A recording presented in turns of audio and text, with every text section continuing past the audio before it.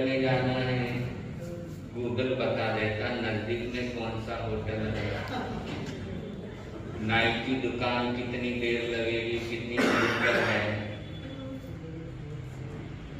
या इधर से जैसे अभी आए हैं आदिनाथ से हमारे अध्यक्ष जी वगैरह, पहले गूगल पे डाल दिया था कितना टाइम लगेगा जाने में, कहाँ ट्रैफिक मिल सकता है, कौन सा रास्ता लेना पड़ेगा, सारी जानकारी गूगल देता है। हाँ, एक काम करने, प्रवचन सुनने या पढ़ लेना, या तो मुझे सुन लो, क्योंकि परमात्मा ने आज्ञा नहीं दी है। थोड़ा बता दूं वापस, परमात्मा आज्ञा नहीं देते, भगवान की आज्ञा नहीं है कि प्रवचन सुनते समय माला करने की, प्रवचन सुनते समय पढ़ते लेखना करने की, और भगवान कहते हैं प्रवचन सुनते समय, व्याख्यान सुनते समय यदि आप लोग माला फेरते हो, यदि आप लोग अनुपूर्वी पढ़ते हो, यदि आप लोग कुंडली की प्रतिलेखना करते हो, तो आप 6 काय की विराधना करते हो। तो थोड़ा सा क्योंकि जानकारी नहीं होती है, तो जानकारी के अभाव में बहुत बार ऐसा हो जाता है, लेकिन थोड़ा सा ध्यान रखें। तो गूगल जानकारी कुछ भी चाहिए, कुछ पता नहीं है, तुरंत गूगल में डाला और सामने, और अब तो AI भी आ गया, आर्टिफिशियल इंटेलिजेंस, कि आपको लेटर लिखना नहीं आता है, वो एप्लीकेशन खोलना, उसमें थोड़े से वर्ड डालना, पूरा लेटर लिख करके आपको दे देगा, लिखने की भी नहीं जरूरत होगी। ऐसे निबंध लिखना है, किसी पर नहीं आ रहा है, वो खोलना ऐप है और उसमें डालना, पूरा आपको ऐसे लिख करके बाहर आ जाएगा, आर्टिफिशियल इंटेलिजेंस। तो इतना विज्ञान साइंस तरक्की करता जा रहा है कि कुछ भी करने की जरूरत नहीं पड़ेगी, सब कुछ ऑटोमेटिक रहेगा। तो सारी जानकारी गूगल के पास है, कहीं भी अटक रहे हैं, गूगल का सहारा और हमारा समाधान कर देता है। लेकिन एक जानकारी गूगल के पास भी नहीं है, एक जानकारी गूगल के पास भी नहीं है। क्या हो सकता है?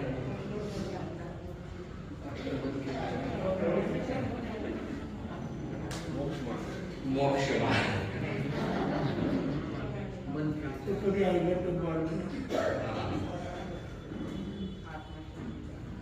तो गूगल सब बता सकता है, सारी लोकेशन बता देगा, सारी दुकानें बता देगा, सारे रास्ते बता देगा, लेकिन गूगल ये नहीं बता पाएगा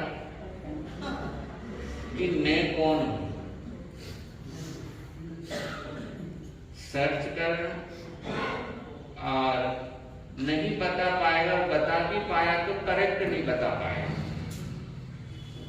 Who's I am, मैं कौन हूं, और आपसे कोई पूछे आप कौन हो, कोई आपसे पूछे आप कौन हो,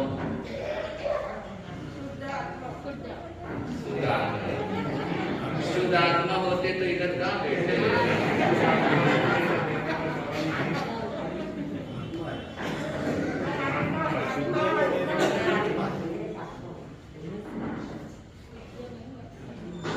आचारण सूत्र में जिक्र गया कोहम। आचारण सूत्र की शुरुआत इस शब्द के साथ होती है, कोहम, मैं कौन हूं। और जिसको इस शब्द की जानकारी हो गई, मैं कौन हूं, से परिणाम करने को परिज्ञान कर्म हो जाता है। अगर जिस दिन हमें पता लग जाएगा मैं कौन हूं, उस दिन हम परिज्ञात कर्मा बन जाएंगे। और इस परिज्ञात कर्मा होता क्या है, किसे कहते हैं परिज्ञात कर्मा, और परिज्ञात कर्मा होने से क्या बेनिफिट होते हैं, इस पर चर्चा चले। तो पहले ये पता लगना जरूरी मैं कौन हूं। एक राजा सन्यासी के पास पहुंचा और कहा, आप तो पहुंचे हुए सन्यासी हो, बहुत आपकी साधना है, बहुत आपकी तपस्या है, और मेरे को सुनने में आया है कि डायरेक्ट कनेक्शन आपका ऊपर में है, भगवान से सीधा आप मिला देते हो, मुझे भगवान से मिलना है। सन्यासी ने कहा, कब मिलना है? दिन तो फिक्स करो, मिलाऊंगा। कि अभी मिलना है, 1 हफ्ते बाद मिलना है, 10 दिन बाद मिलना है, कब मिलना है मुझे बताओ। राजा के मेरा नेक काम में देरी क्यों? जब करना ही है कोई काम तो उसमें देर करने से क्या फायदा? अपन कल का टाइम फिक्स कर लेते हैं।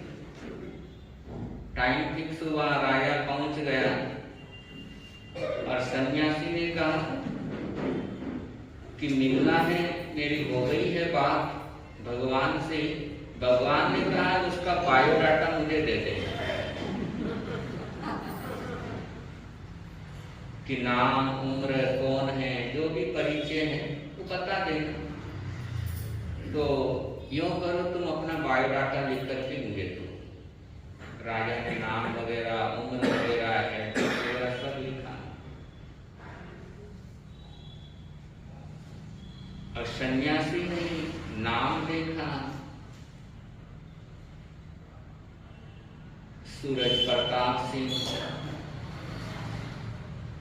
सन्यासी ने कहा, राजन एक बात बताओ, नाम बदलने से तुम बदल जाओगे क्या? मान लो सूरज प्रताप सिंह आपका नाम है, देव प्रताप सिंह कर दें तो क्या तुम बदल जाओगे? नाम बदलने से हम बदल सकते हैं? राजा ने कहा, ये कैसे संभव? मैं हूं, नाम नाम है, भला नाम बदलने से मैं कैसे बदल सकता हूं? ये तो हो ही नहीं सकता। मेरा अपना अलग अस्तित्व है, नाम अलग है। तो सन्यासी कहने लगा, इसका मतलब ये हो गया कि नाम तुम्हारा असली परिचय नहीं है, क्योंकि नाम आज कुछ है, कल और कुछ भी हो गया, लेकिन वो तुम्हारा असली परिचय नहीं हुआ। इसलिए असली नाम क्या है? असली परिचय कि अभी तुमने अपनी वय लिखी है 50 साल, 10 साल पहले तुम 40 साल के थे, 10 साल बाद तुम 60 साल के हो जाओगे। उम्र चेंज हो जाएगी। जो 10 साल पहले थे वो अब नहीं हो, और जो अब हो वो 10 साल पहले नहीं रहोगे। तो इसका मतलब हो गया उम्र भी तुम्हारा असली परिचय नहीं। यानी तुमने अपना नाम भी गलत लिखा, उम्र भी गलत लिखी है। तुम अपना असली परिचय दे दो ताकि मैं भगवान को तुम्हारा बायोडाटा भेज दूं।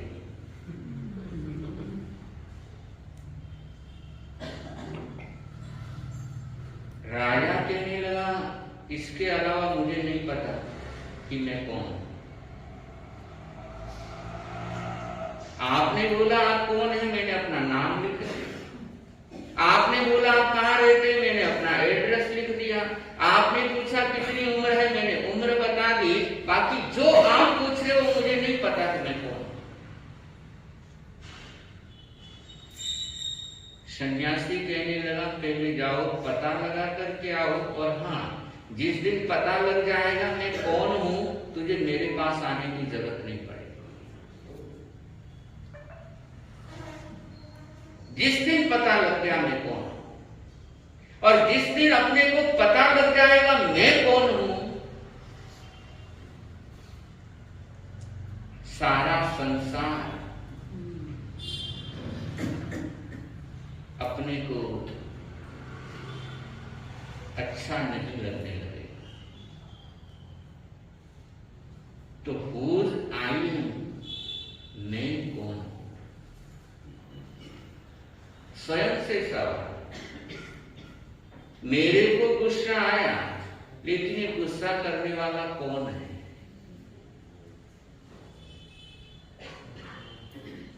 मेरे मन के अंदर प्यार उमड़ के आया, ये प्यार करने वाला कौन है?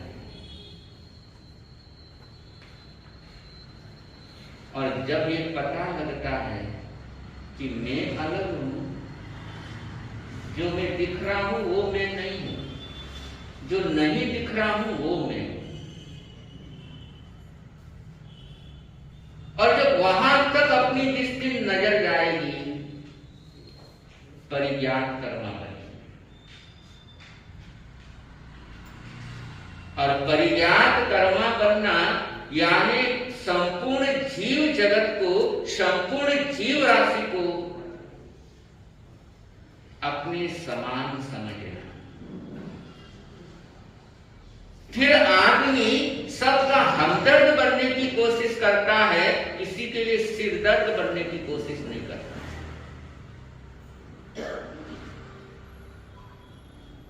एकेंद्रिय से लेकर पंचेंद्रिय तक संपूर्ण जीव जगत पे ये वो हमदर्द बनता है। उसे कहते हैं परिज्ञात कर्म। वो होता है परिज्ञात कर्म।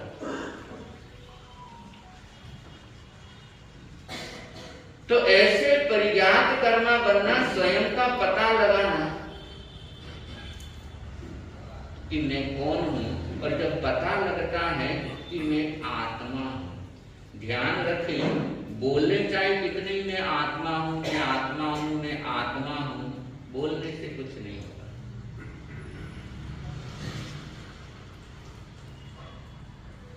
बोलने से कुछ नहीं होने वाला। ये तो जब महसूस करेंगे,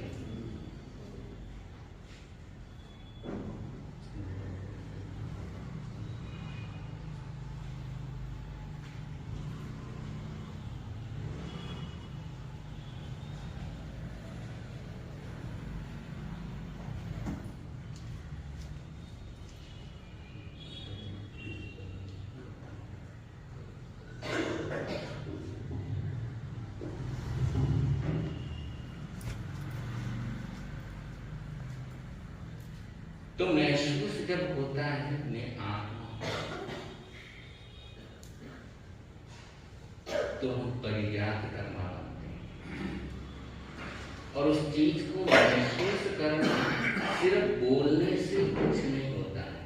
चाहे हम बैठ करके यहाँ पर आधा घंटा बोलते रहे, मैं आत्मा हूँ, मैं आत्मा हूँ, मैं आत्मा हूँ, मैं आत्मा हूँ, लेकिन घर जाकर के फिर किसी के लिए सिर दर्द बन जाए, क्या मतलब? इसलिए सिरदर्द नहीं होना, हमदर्द। और हमदर्द बनेंगे तो जो बोल रहे हैं उसको जिएंगे।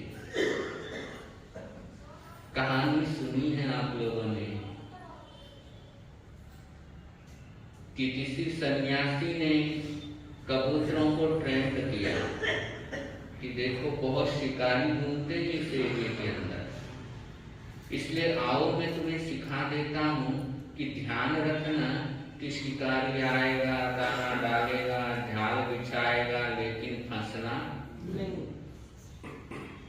और सिखा दिया। और कबूतर भी बोलते हैं शिकारी आएगा, दाना डालेगा, झाल बिछाएगा, लेकिन फंसना। दोहराते रहते, जब मौका मिलता दोहराते रहते हैं।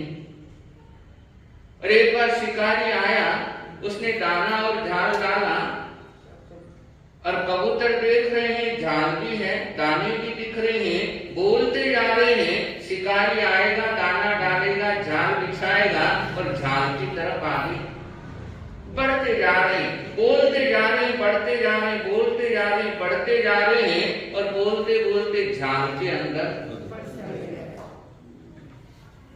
आप भी क्या बोलते हो? संसार खा रहा है, संसार खा रहा है, संसार खा रहा है, और बाहर निकलने का प्रयास होता है, होता ही नहीं है। और ध्यान रहे, यदि ईमानदारी से संसार से बाहर निकलने का प्रयास हो गया तो बाहर निकल जाओगे।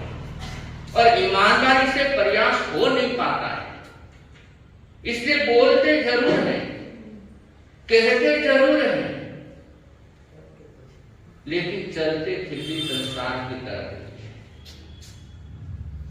और सवाल आपसे कर लिया जाए कि संसार में सबसे प्यारा कौन है आपके लिए?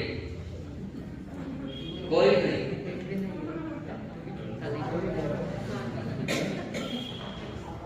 इधर आपके लिए संसार में नासा मनी। अब संसार में सबसे प्यारा पैसा। अब बहुत बड़ा अरबपति सेठ था, उसके बेटे का किडनैप हो गया। फोन आया, सेठ 10 करोड़ भेज, वरना तेरा बेटा जाएगा। क्या करेंगे? भेजेगा? भेजेगा। तो पैसा प्यारा है या संतान प्यारी हो? मतलब अभी बोल रहे थे पैसा प्यारा, अभी बोले संतान प्यारी, एक साथ ही दे रहे। अब संतान प्यारी, अब शादी को 15 साल बाद हुए हैं, खुशखबरी मिली है, 15 साल बाद मिली है कि चलो घर के अंदर चिलकारी गूंजने वाली है, संतान होने वाली है। 15 साल इंतजार करने के बाद इस समय डिलीवरी का वक्त आया, डॉक्टर ने बोला कि या तो पत्नी को बचा लो या संतान को बचा लो।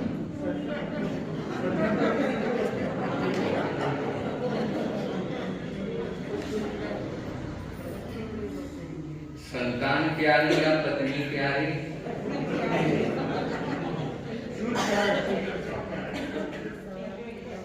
पत्नी प्यारी हो गई।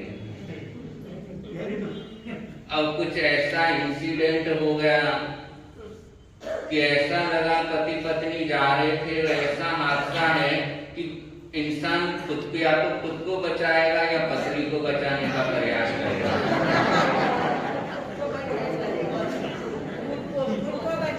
खुद को इतना भी भरोसा नहीं पड़ता।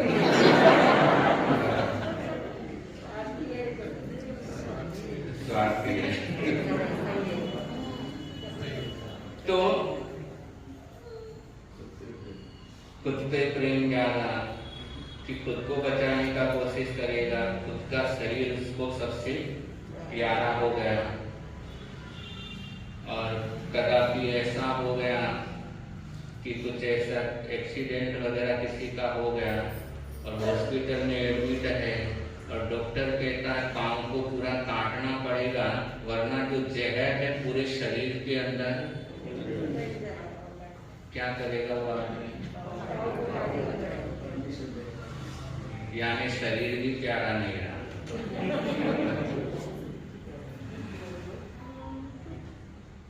जीवन प्यारा हो गया कि जीवन है, चलो एक हाथ कट गया, पैर कट गया तो भी चलेगा, लेकिन जीवन प्यारा। और एक जीवन चलता है आत्मा के आधार पर, इसलिए आत्मा सबसे प्यारी। और इस सबसे प्यारी आत्मा का ध्यान रखना बहुत जरूरी है, बहुत जरूरी। और इस प्यारी आत्मा का जब ध्यान रखते हैं, क्योंकि ध्यान रहे कि हर जन्म के अंदर भोजन हर जन्म में मिलता है, संसार हर जन्म में मिलता है, संसार हर जन्म में मिलता है। ऐसा कोई जन्म नहीं जिस जन्म के अंदर संसार नहीं मिलता। चाहे चींटी बने हैं, कीड़े मकोड़े बने हैं, पृथ्वी अपकाय के जीव बने हैं, लेकिन संसार तब भी है। तो हर जन्म के अंदर संसार मिलता है, लेकिन संयम धर्म ये हर जन्म में नहीं मिलता है।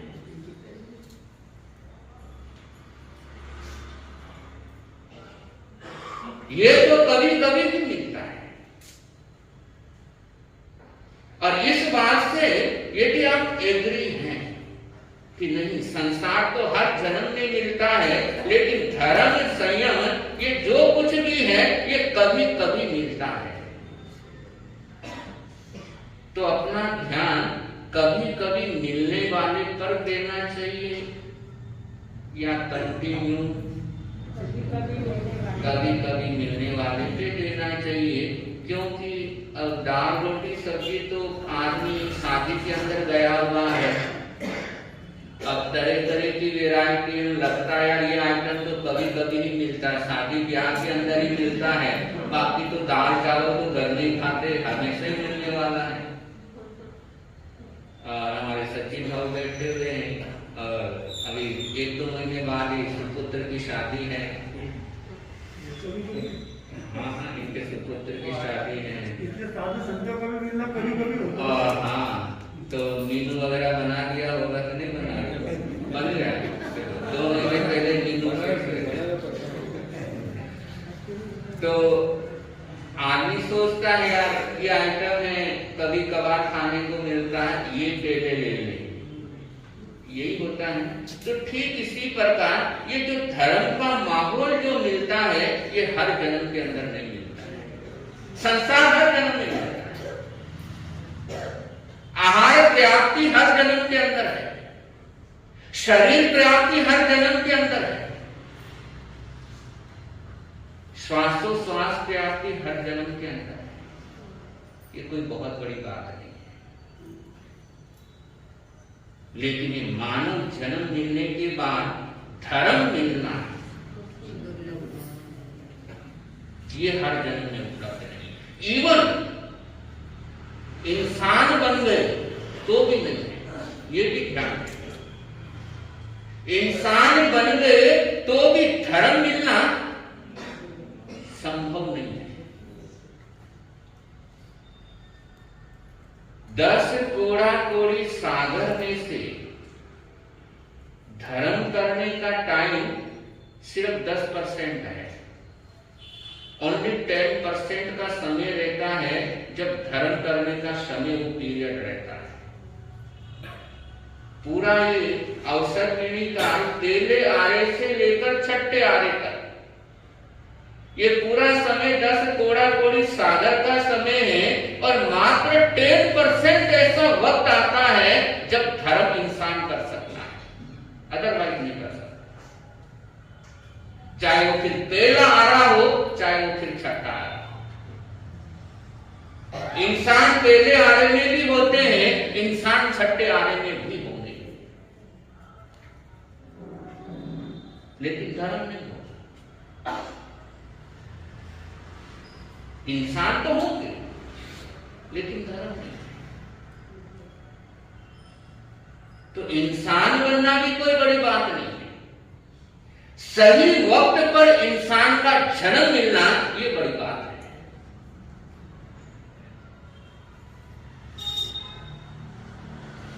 और ये बड़ी बात, इसको हमने हासिल किया है। इसीलिए कवि ने कहा है, मनुष्य जन्म अनमोल रे, मिट्टी में ना रोल रे, अब जो मिला है फिर ना मिलेगा, कभी नहीं कभी नहीं कभी नहीं। ये तो पूरा रटा हुआ है, पूरा रटा हुआ है, और बिल्कुल कबूतर बने हुए हैं, कोई दो राय नहीं है। तोता भी होता है, कबूतर भी होता है, और तोते और कबूतर में बुनियादी कुछ फर्क होता है। तोते को एक बार उड़ने का मौका मिल जाए, पिंजरे में से आजाद होने का मौका मिल जाए, वो वापस पिंजरे में बंद नहीं होगा। लेकिन कबूतर की हालत अलग होती है। जो कबूतर पालते हैं वो कबूतरों को उड़ाते हैं और ऊंचे उड़े हुए कबूतरों को वापस बहेलिया नहीं पकड़ सकता है। लेकिन फिर भी देखो कितनी आसक्ति उस पिंजरे के अंदर, ऊपर उड़ रहे थे लेकिन वापस आकर के अपने आप आकर के उस पिंजरे के अंदर।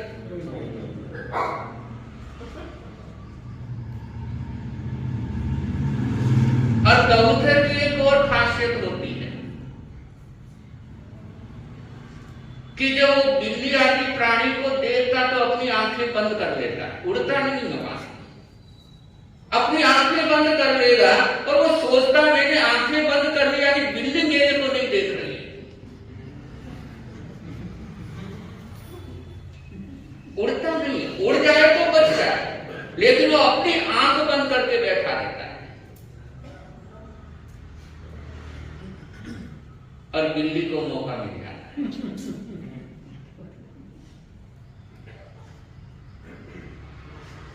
इसीलिए कहना है आपसे कि आंख बंद करके मत बैठे रहो।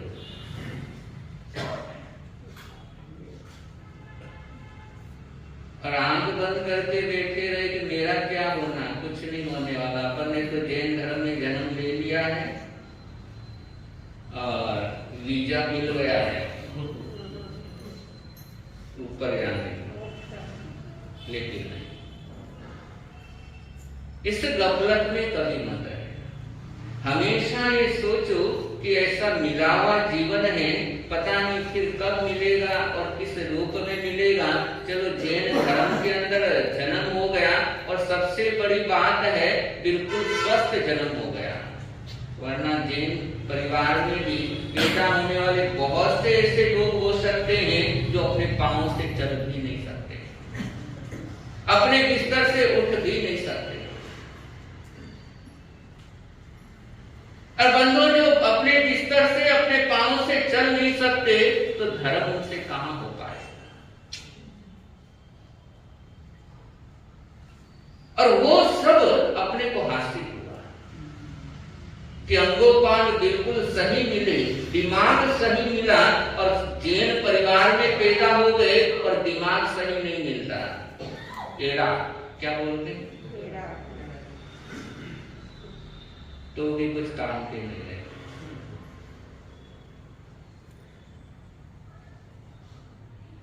तो सब के सब जिसको ज्ञानी जनों ने दुर्लभ बोला वो सब हासिल हुआ, सब हासिल हो गया। और हासिल होने के बाद इसकी हम कितनी हिफाजत कर रहे हैं इसकी तरफ निगाहें दौड़ाना है। इसकी सुरक्षा के लिए, हिफाजत के लिए मैं कितना प्रयास कर रहा हूं। और प्रयास कर रहे हो बहुत अच्छी बात है, और यदि नहीं हो रहा है तो प्रयास करने का प्रयास करें। जब भी मौका मिले, जब भी वक्त मिले, और ध्यान रहे किसी को पूछने की जरूरत नहीं, किसी को जन्मपत्री दिखाने की जरूरत नहीं कि मेरा पापोदय चल रहा है या पुण्य का उदय चल रहा है।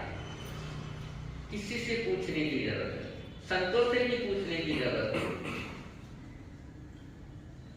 ये खुद महसूस कर सकते हैं कि जिस पल किसी को गाली देने का मन हो रहा हो, समझ लेना पाप का उदय चल रहा है।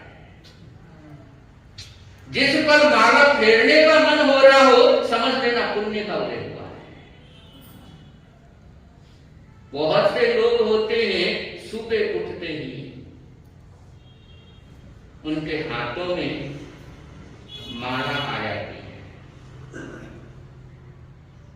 पाप को दे नहीं, पुण्य उदय। और बहुत से ऐसे भले मानस भी हैं सुबह उठते ही पाप के कार्य हाथ में आ जाते हैं, पाप को दे। कि उस घर का पुण्य उदय है जिस घर के अंदर प्रातःकाल की मधुर वेला के अंदर महामंत्र नवकार की ध्वनि गूंजती है,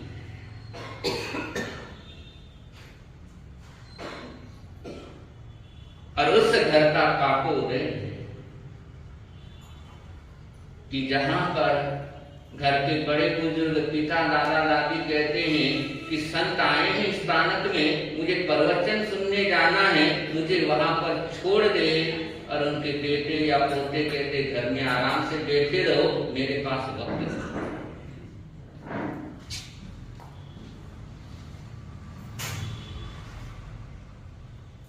एक श्रावक की कुछ सालों पहले की बात है, वो हमेशा लगभग 10:15 साढ़े 10 बजे दर्शनों के लिए आते थे।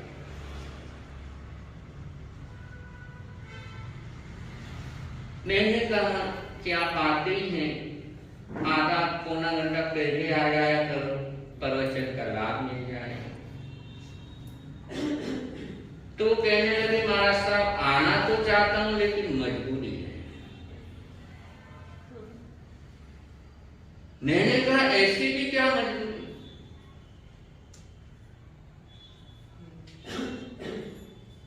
तो कहने लगे श्रावक जी कि महाराज साहब अब आपके प्रवचन का टाइम, पोते पोतियों का स्कूल जाने का टाइम, और बेटे का दुकान ऑफिस जाने का टाइम लगभग एक समान है। तो पहले बच्चों के टिफिन बनते हैं, उनको स्कूल वगैरह भेजना, टिफिन आदि डालना, वो काम चलता है। फिर बेटों को ऑफिस आदि जाना पड़ता, उनका टिफिन बनता है, और फिर मेरा नंबर आता है। और तबीयत सही नहीं रहती, गोली लेना, दवाई लेना जरूरी होता है, और बिना नाश्ता के लिया नहीं जाता है, और नाश्ता 9 सवा 9 बजे सामने आता है।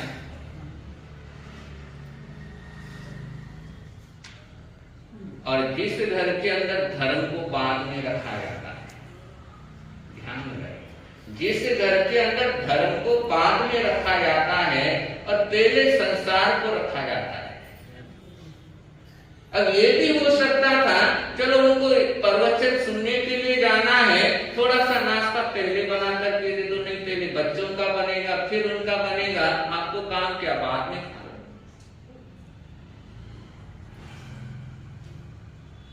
तो इसका मतलब हो गया धर्म के प्रति अपना जो रुझान होना चाहिए उतना रुझान बन नहीं पा रहा है। इसके लिए धर्म को बाद में रख रहे हैं, और धर्म को बाद में रखने के कारण जिनसे धर्म हो सकता है वो भी धर्म से वंचित रह जाते हैं।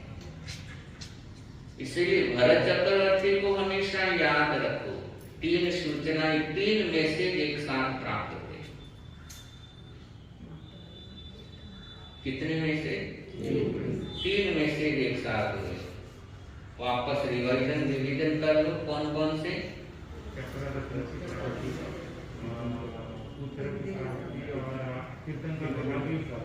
देखो अलग अलग 3 फील्ड है, और तीनों फील्ड में से खुशी के समाचार है।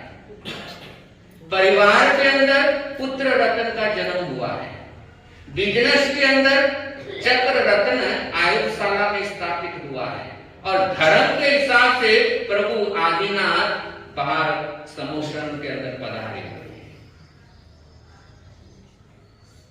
और तीनों महत्वपूर्ण है कि पुत्र का जन्म हुआ है, उसको देखना भी जरूरी है, और बिजनेस कि बहुत बड़ा प्रॉफिट, जहां पर जिसके लिए बिजनेस किया था, जिसके लिए अपन इतना परेशान हो रहे थे, बार बार जा करके उसके साथ मीटिंग कर रहे थे, और सामने वाला ऑर्डर लेकर के आया, वो भी जरूरी है।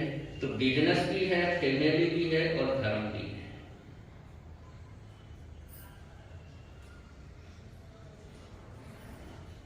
महत्व है। भरत धर्म को देते,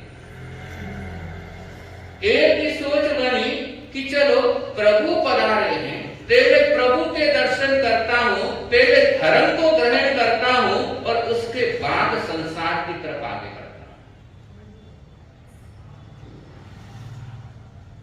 पहले धर्म को ग्रहण किया, पहले प्रभु के दर्शन किए, और उसके बाद संसार की तरफ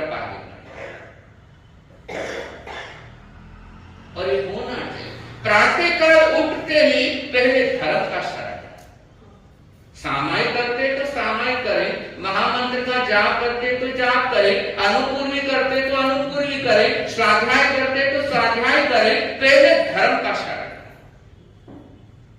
और उसके बाद आपके सारे। और इतना होना चाहिए कि पहले धर्म का शरणा हो जाए। और बहुत से घरों में अब तो क्योंकि बच्चों की सोच अलग हो गई है और शायद सुनते भी नहीं है, आप चाहे कितना भी बोलते रहो, उनको जो करना है वो ही करना है। लेकिन पहले होता था कि माता पिता की बात बच्चे फिर भी स्वीकार कर लेते कि चलो बड़े बोल रहे हैं, मान लेते। और इसीलिए वो संस्कार हो जाते थे, भाई चलो आज स्कूल नहीं जाना है, आज रविवार है, छुट्टी का दिन है, पहले माला कर फिर नाश्ता दूंगी तुम्हें, फिर दूध पीने को मिलेगा, पहले माला कर ले। और ऐसे इस प्रकार जब तक माला नहीं करेगा तब तक नाश्ता। और अब की माँ की तो सोच अलग हो गई, मेरा बेटा नहीं खाएगा तो कमजोर हो जाएगा। आजकल की माताएं भी बिल्कुल अलग हो गई और बच्चे भी अलग टाइप के हो गए। पहले माता पिता भी अलग थे, उनकी सोच अलग होती थी और उनके विचार भी अलग होते थे और बड़े आराम से बच्चे बड़े हो जाते थे। अब तो एक को भी बड़ा करना हो तो बहुत नानी दादी सब याद आ जाती, पूरी जिंदगी लगा देते माँ बाप। अब कितने एक दो संतान को ही रेडी करना है, उनका ही पालन पोषण करना है, फिर भी बेचारों को। और पहले तो 4-5 जने होते थे, वो भी कैसे बड़े हो जाते थे, पिता को तो पता ही नहीं लगता था कि कब हुए न कब वो बड़े हो गए, कुछ पता नहीं लगता था, बड़े आराम से। और संस्कार साथ साथ में देखो संस्कार ही। लेकिन वर्तमान के अंदर इतना होने के बाद भी, इतना ध्यान रखने के बाद भी, कितना ध्यान आजकल के पेरेंट्स अपने बच्चों के लिए सब कुछ करने को तैयार है।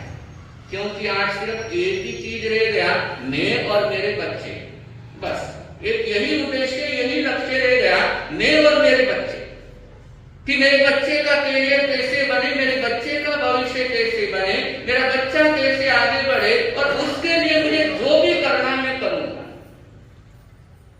लेकिन इतना कुछ होने के बाद भी जो रिजल्ट सामने आने चाहिए वो रिजल्ट नहीं आ पाते।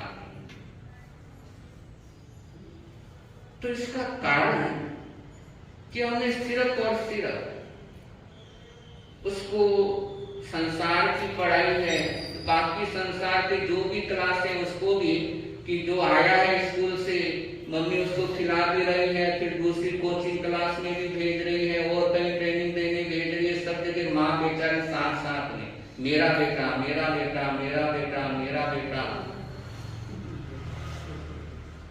और इसीलिए बहुत सी सासुएं तो बहुत बार परेशान हो जाती, बेटा क्या तेरा ही था क्या, हमारे भी तो बेटे बच्चे हुए, वो भी तो ऐसे बड़े हो गए। वो बेचारी हैरान हो जाती, ऐसा कैसे हो रहा है कि हमारे भी बच्चे थे, हमने भी बड़े किए हैं, लेकिन ऐसा तो नहीं होता। लेकिन वो बिल्कुल माहौल अलग हो गया, क्योंकि धर्म से बिल्कुल हटते चले गए, और धर्म से हटते चले गए, संस्कारों से हटते चले गए। क्योंकि बाकायदा आजकल की जनरेशन देखो, क्योंकि पढ़ी लिखी है और जॉब के कारण लगभग तो सेपरेट ही रहती है, माता पिता कहीं हैं वो कहीं है, लगभग जिनकी भी जॉब है।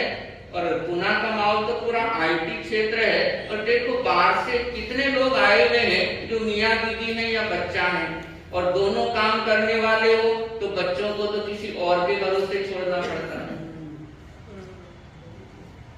और के भरोसे। अब वो आया, बच्चे की देख रेख करती है। पहले शास्त्रों में आता था ढाई माता का, वो 5 प्रकार के ढाई माता रखी जाती थी।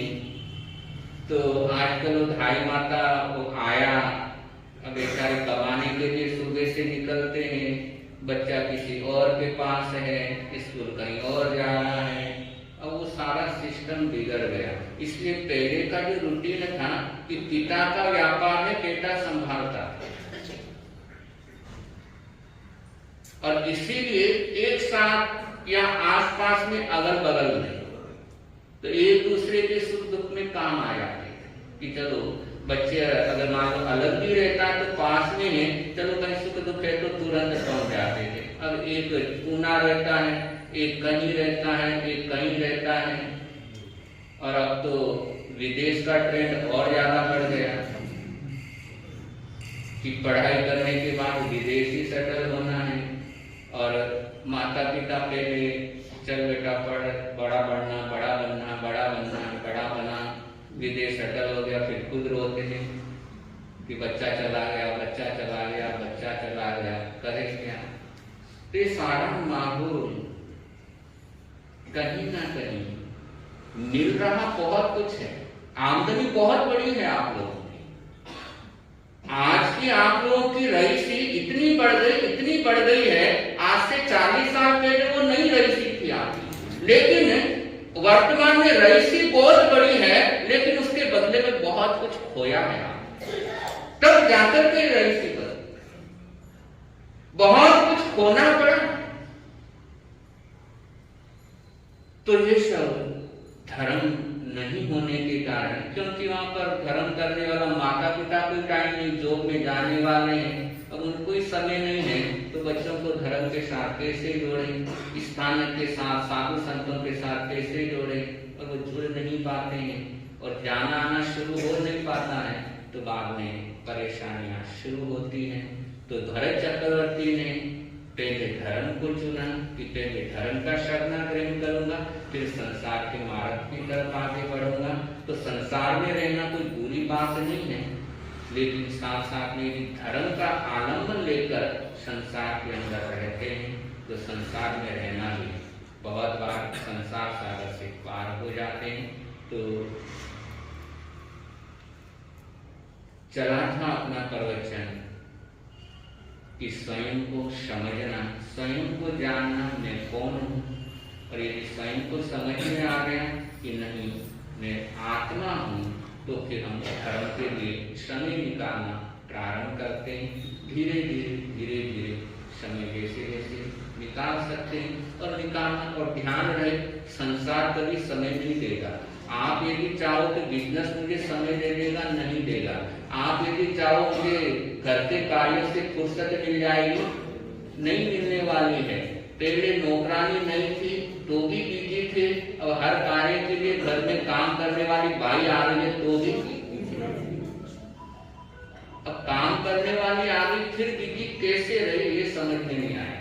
कि चलो पहले कपड़ा धोना हाथ से पड़ता था, वॉशिंग मशीन है, बाई आती है, झाड़ू पोछा करने वाली आती है, और बहुत से घरों में तो खाना बनाने वाली भी। तो फिर अब काम क्या रहा आपके पास?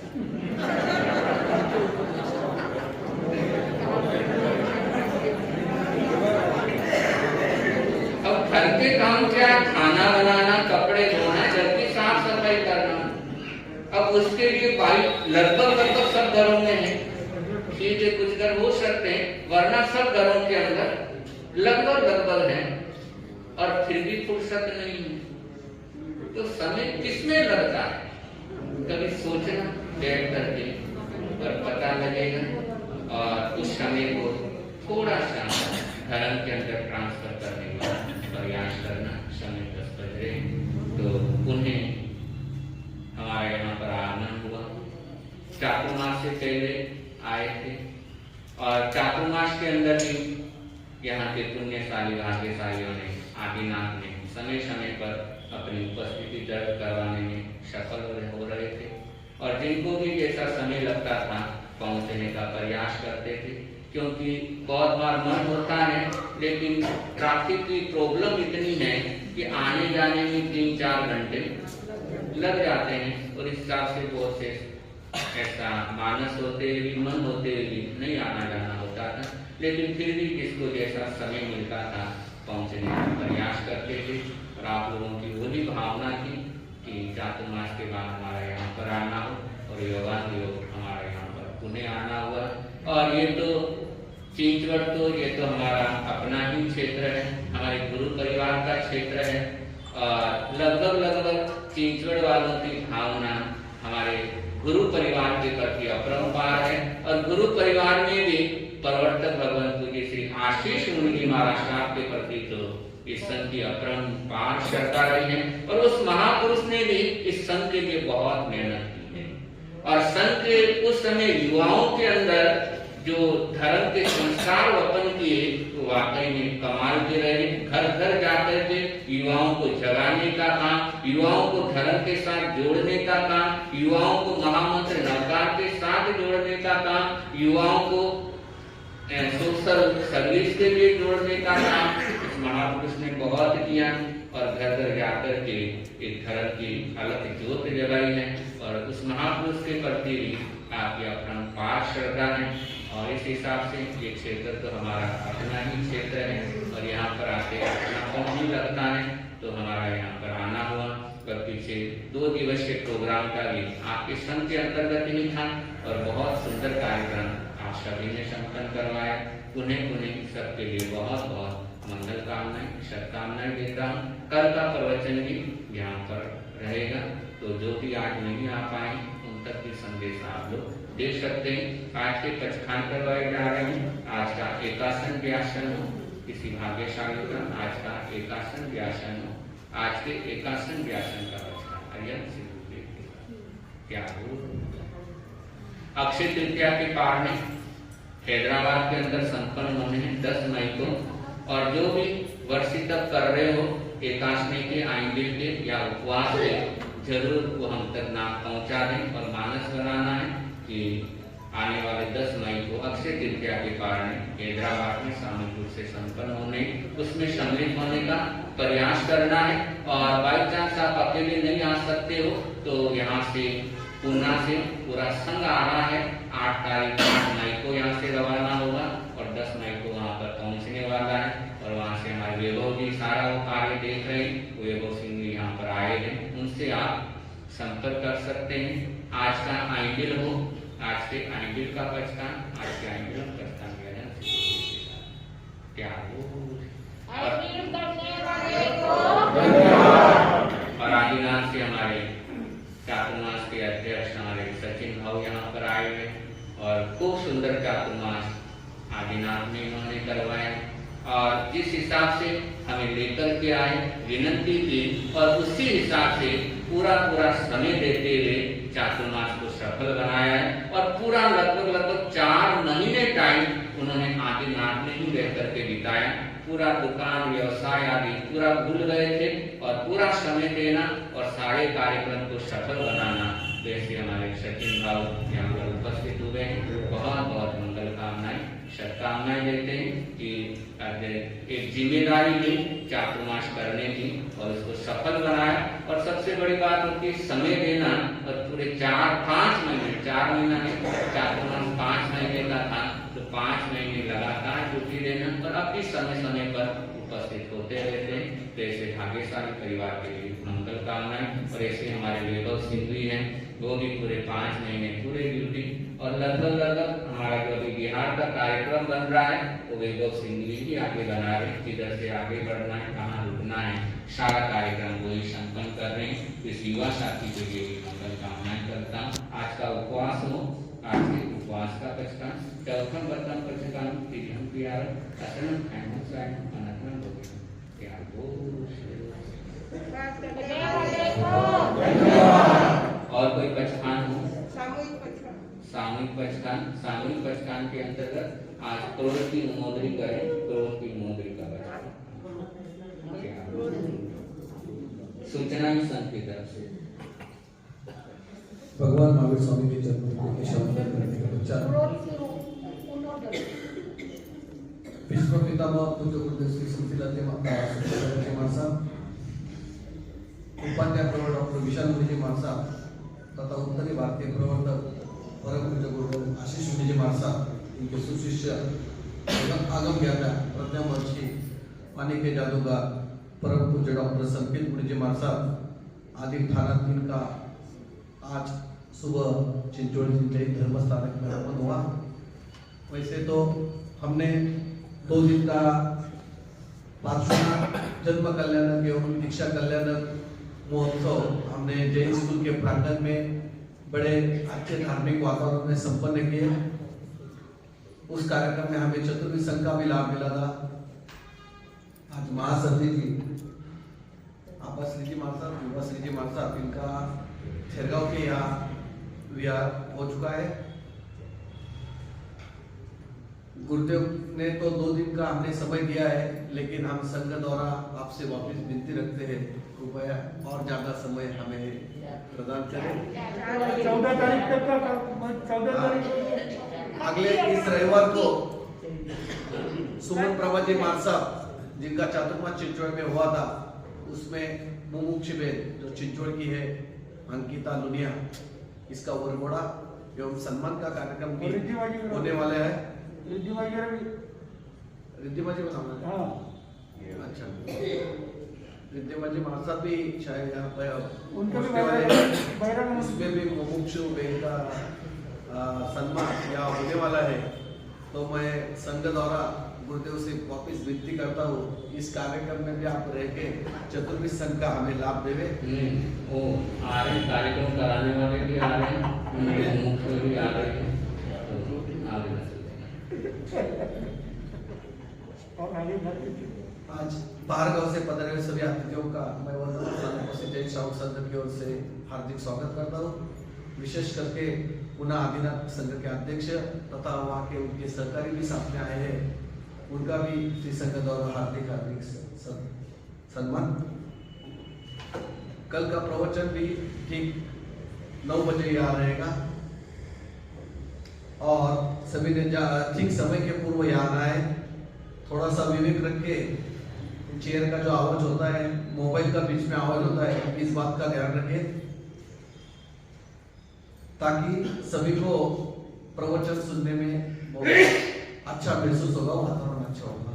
इस बात का आप सभी ने ध्यान रखना है।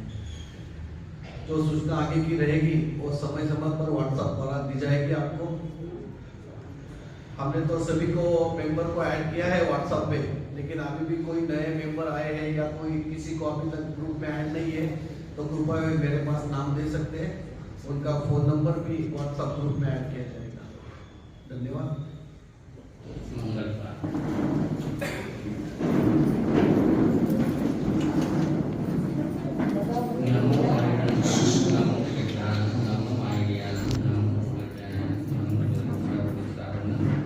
ऐसो पंच नमोकार सर्व पावकनाशा मंगलांचे सर्वेसी परम मंगलम चतारी मंगलम अरिहंता मंगलम सिद्धा मंगलम साहु मंगलम देवी बनतु मंगलम चतारी लोकुतम अरिहंता लोकुतम सिद्धा लोकुतम साहु लोकुतम देवी बनतु धम्मो लोकुतमो चतारी शरणं भवजामि अरिहंते शरणं भवजामि सिद्धे शरणं भवजामि साहु शरणं भवजामि केवली प्रणतम धम्म शरण भवजामि। 4 शरण मंगल कर आनंद कर अंगो